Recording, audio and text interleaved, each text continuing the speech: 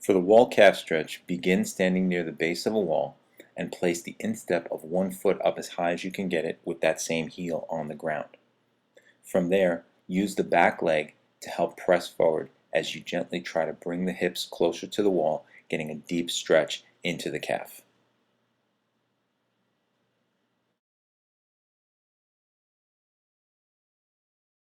Those of you looking for a little bit more of an advanced stretch can try the Pike calf stretch.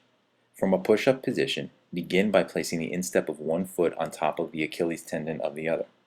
From there, push back with your upper body as you raise your hips towards the ceiling and press your heel down towards the ground.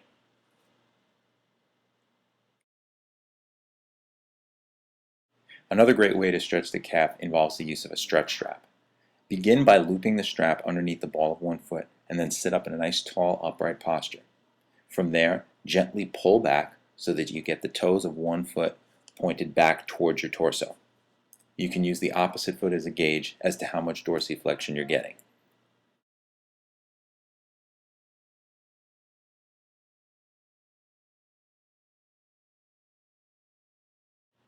Moving up into the hamstrings, we'll once again be using the stretch strap for the three-way hamstring stretch. Begin by looping the band around the ball of one foot and then gently pulling that leg back, maintaining a slight bend in the knee.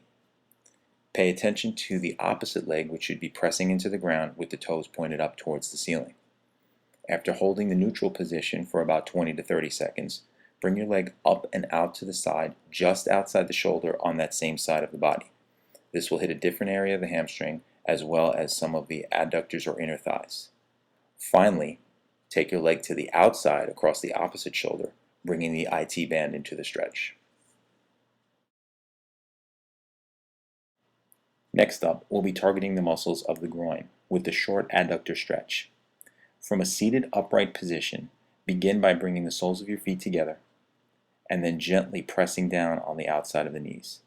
I like to stretch up against a wall to maintain a good upright posture.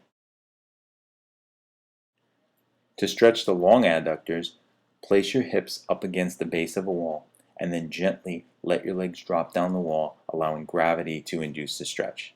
Once you get to the position where you feel a deep stretch, bring your arms in for support to make sure that you don't overstretch, as well as to help you get back out of position once you've completed the stretch.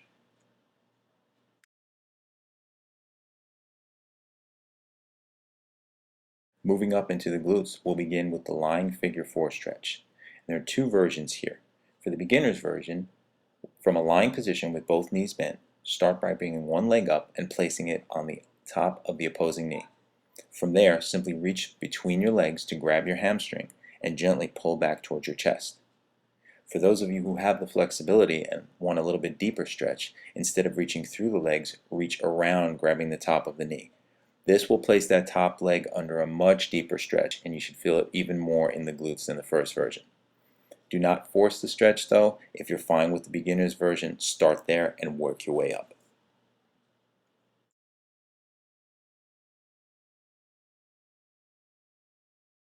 Here's a more advanced version of a glute stretch for those of you looking for something a little deeper. It's called the Pigeon Stretch with lat. To execute the Pigeon Stretch, place the knee under the midline of the body and then settle down onto the forearms, getting the torso nice and long.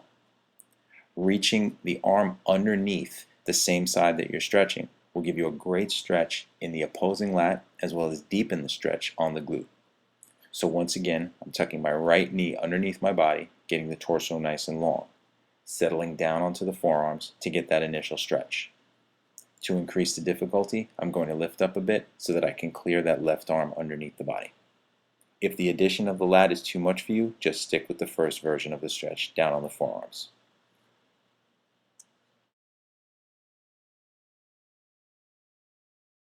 Next up, we've got the couch stretch to target those tight hip flexors and quads.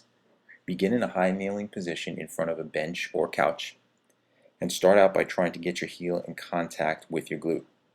Bringing the opposing leg forward, you're going to squeeze the glute of the back leg as you drop down and try to get a nice diagonal line from your knee through your hip, shoulder, and ear. This will stretch out the hip flexor on the back leg. From there, you want to try to settle into a more vertical position and gradually get yourself nice and upright with the heel in contact with the glute.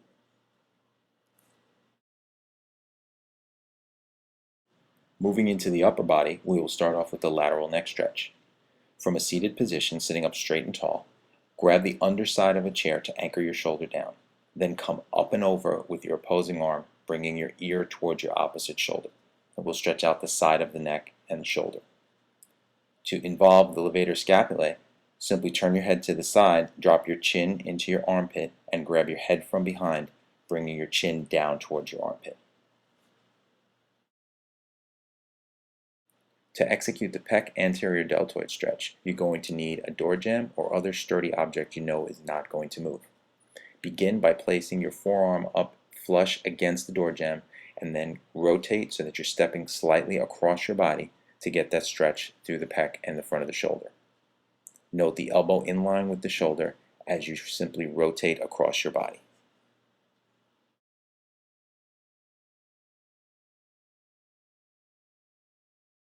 To execute this first lat stretch, you're once again going to need a sturdy anchoring point that you know isn't going to move. Once you grab the hold of it, simply sit back into your hips and allow your torso to lengthen, getting a nice stretch in the lats. You can easily increase the intensity of the stretch by shifting one side to the other. Just make sure that you're holding each position for a minimum of 20 to 40 seconds at a time.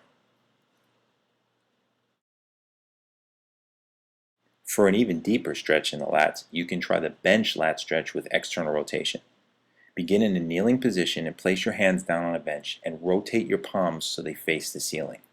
Once there, again sit back into your hips and try to maintain a nice long torso as you ease into the stretch.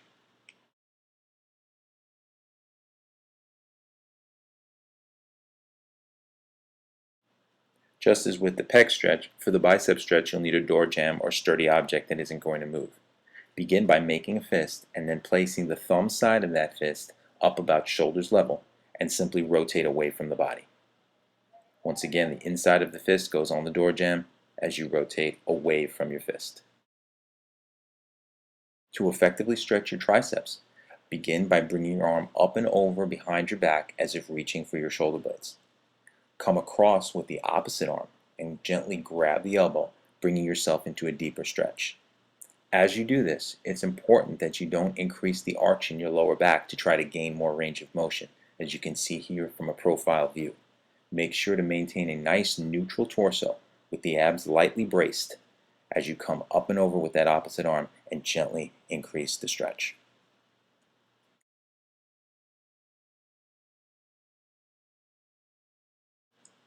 Finally, we'll round things out by stretching out the forearm muscles. We'll begin with the flexors on the front side of the forearm. Begin from a kneeling position by putting your palms down on the ground and turning your fingers back towards you. Once in position, lightly shift your hips back to increase the stretch on the front of the forearm. To stretch the extensors on the back side of the forearm, place the backs of the hands down on the ground and simply reverse the motion by once again sitting back into the hips until you feel a stretch across the back side of the forearm.